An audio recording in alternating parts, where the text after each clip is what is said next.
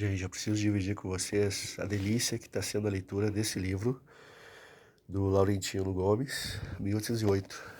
Reparem só que interessante a riqueza, a maneira clara que ele escreve. Como é bacana, ó.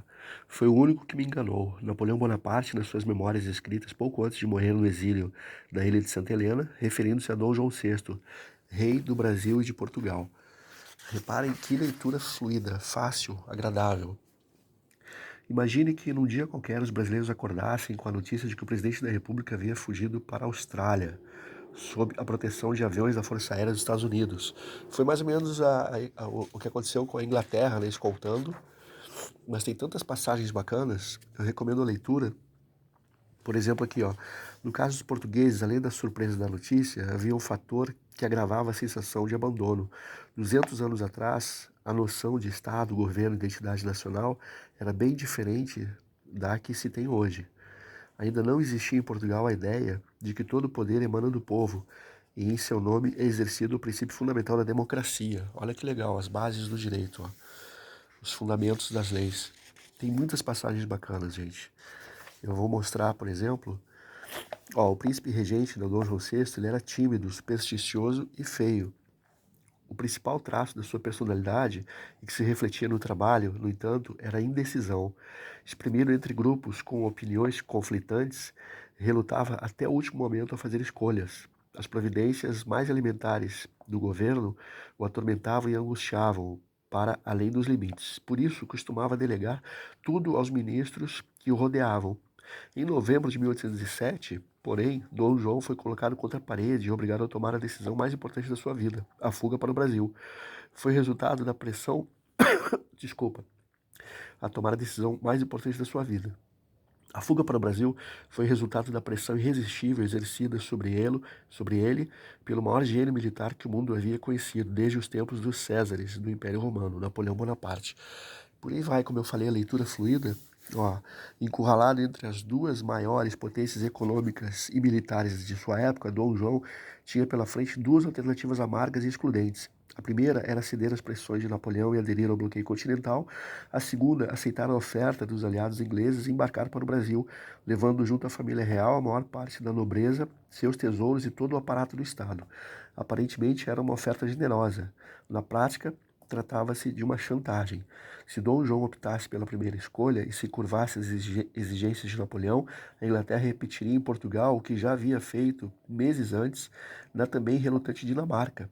Na manhã de 1º de setembro de 1807, os habitantes de Copenhague, a capital dinamarquesa, acordaram sob uma barragem de fogo despejada pelos canhões dos navios britânicos ancorados diante do seu porto. O bombardeio durou 4 dias e 4 noites. Ao final, 2.000 pessoas estavam mortas. No dia 7, Copenhague capitulou.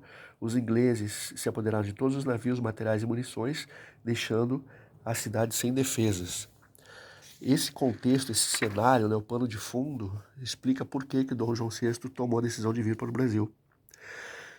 E aí a leitura segue, ó. É um capítulo melhor que o outro, gente. Ó. Os Reis Enlouquecidos. Aqui fala: o começo do século XIX foi um tempo de pesadelos e sobressaltos para reis e rainhas. Dois deles enlouqueceram. Na Inglaterra, o rei Jorge III era visto de camisolas nos corredores do palácio, com a cabeça envolvida numa fronha e um travesseiro nos braços enrolado na forma de um bebê recém-nascido, que afirmava ser um príncipe chamado Octávios. Em Portugal, a rainha Maria I era perseguida por demônios. Seus gritos de terror ecoavam nas madrugadas frias e nevoadas do palácio de Queluz. Dos seus acessos de loucura, dizia ver a imagem do pai, Dom José I, morto em 1777, como uma massa calcinada de cinzas, sobre um pedestal de ferro derretido, negro e horrível, que uma legião fantasmagórica tentava derrubar. Segundo a descrição de um de seus ministros, o Marquês de Angeja. E por aí vai. A leitura é interessante porque ela revela detalhes que te fazem entender o contexto. Então, assim, tem muitas coisas interessantes.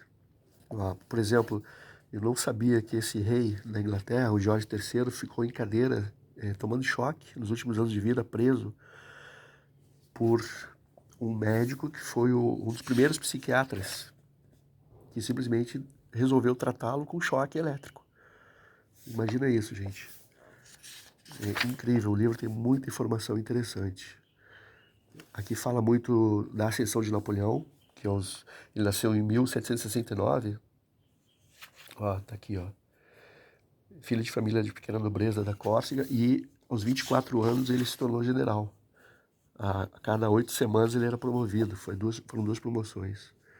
Depois se coroou imperador. É muito interessante o livro, eu recomendo muito. Ó. Aí capítulo 3º aqui, encerrando então uma leitura rápida só para vocês terem noção. A invasão iminente de Portugal pelas tropas de Napoleão Bonaparte obrigou o príncipe regente Dom João a optar pela fuga, mas os planos de mudança para o Brasil eram uma ideia quase tão antiga quanto o próprio Império Português. Ressurgia sempre que a independência do país estava ameaçada pelos vizinhos e tinha uma forte razão geopolítica.